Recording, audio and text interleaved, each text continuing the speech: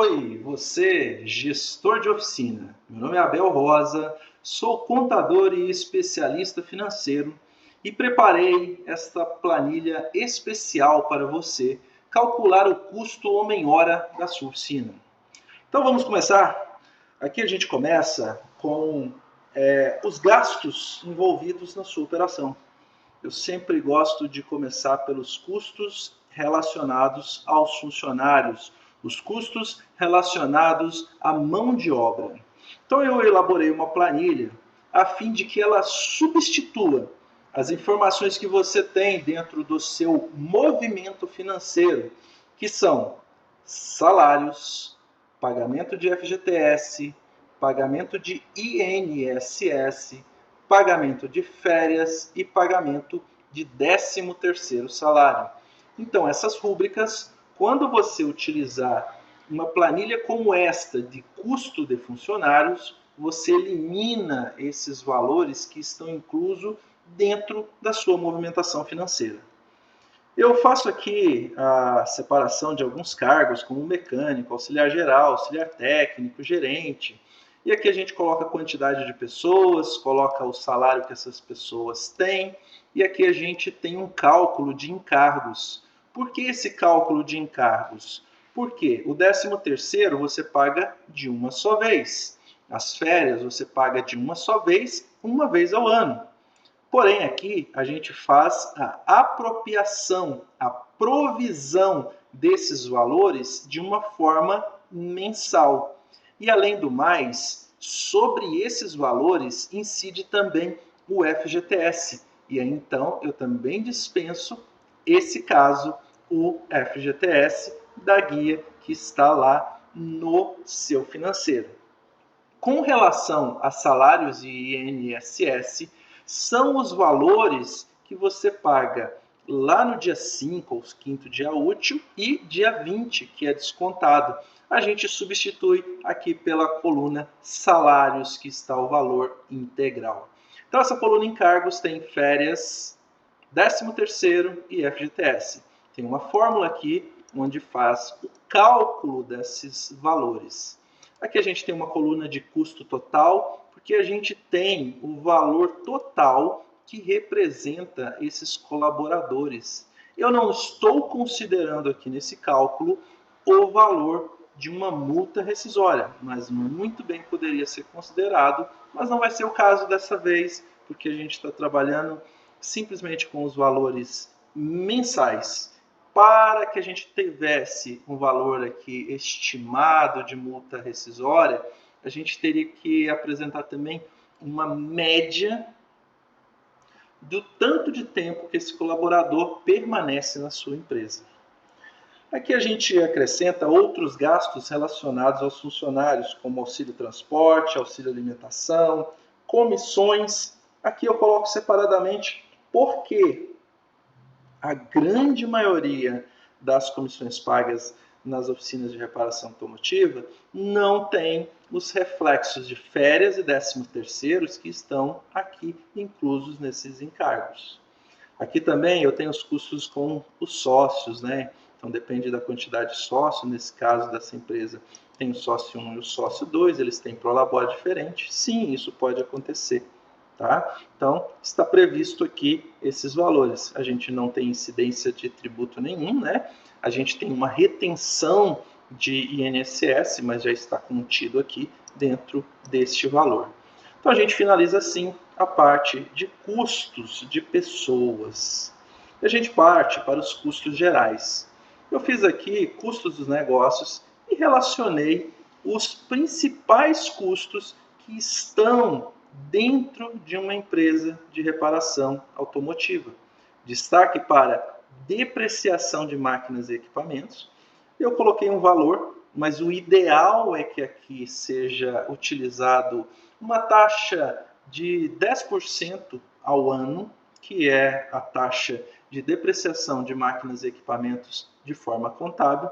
E tem aqui também, e no caso esse valor, você vale lembrar que esse valor não é desembolsado todo mês, mas deve ser levado em consideração. Um outro valor importante que tem aqui é a reposição de ferramentas. Eu faço uma previsão de quanto é reposto de ferramentas de forma mensal. E também atualização dos programas técnicos profissionais, que são muito importantes aí para a continuidade técnica, para a evolução tecnológica de uma oficina mecânica. Assim, a gente tem os detalhes dos custos do negócio. Aqui podem ser inseridas linhas a fim de que esses valores sejam adequados à sua realidade. Passando adiante, a gente entra para a parte de apurações. E na parte de apurações, eu reúno o custo de pessoas, que é esse total geral aqui, e também os custos gerais, que é esse total aqui, e trago ele aqui para custo fixo total do mês. Trago algumas informações importantes para o rateio, para conhecimento e determinação da previsão de faturamento do mês. Vale ressaltar que eu já falei a palavra provisões. Provisões são fatos que já são reconhecidos como devidos. Então, eu tenho que fazer uma provisão de realizar um pagamento para algo de fato acontecido. E a gente fala também sobre previsão. Então, é o que a gente tem de previsão de um faturamento com base na quantidade de passagens de carro, na quantidade de dias úteis trabalhados. Então, são índices, indicadores que utilizamos para chegar num cálculo previsto. Então, aqui a gente tem a quantidade de carros produzidos no mês, eu coloquei 100. Digamos que esse mês tem 21 dias, cada trabalhador trabalha 8 horas e 48 minutos por dia, e as horas vendidas por dia produtivo são 6 apenas. Ah, Abel, mas essas 6 horas são reais? Cada oficina tem o seu número, então deve indicar ou apurar qual que é esse número, e aí utiliza-se essa célula aqui. Quantos produtivos eu tenho? Eu tenho 3 mecânicos, inclusive eu falei que tinha 3 mecânicos aqui. Veja que eu não considero o auxiliar de mecânico como um produtivo, né? Mas ele pode realmente tornar um mecânico que ele auxilia como mais produtivo. O custo fixo total do mês, que eu já mostrei de onde trouxe.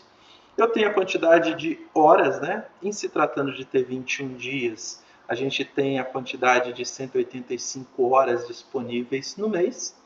E a gente tem aqui as horas vendidas por mês. Ou seja, a quantidade de horas diárias vezes a quantidade de dias úteis.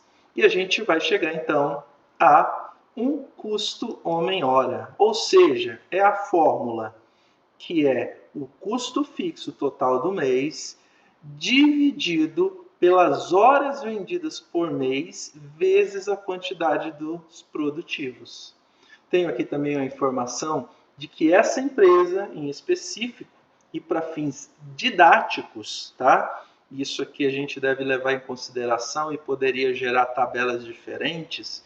No caso onde uma empresa trata um valor de hora média para carros populares e um valor, por exemplo, para carros diesel, para carros prêmios. E fazendo essa conta, a gente tem um faturamento esperado, ou seja, a gente utilizando a multiplicação aqui das horas vendidas por mês vezes o valor médio da hora, a gente chega a um faturamento esperado de 116 mil reais. 46.116 reais. Aqui tem uma informação importante, que é a alíquota do Simples Nacional. Passando adiante, a gente vai entender como utilizar esse valor de custo homem-hora na OS e, posteriormente, entender qual o lucro da empresa com base no custo homem-hora que a gente aplicou inicialmente aqui. Vamos lá? Passamos a OS então?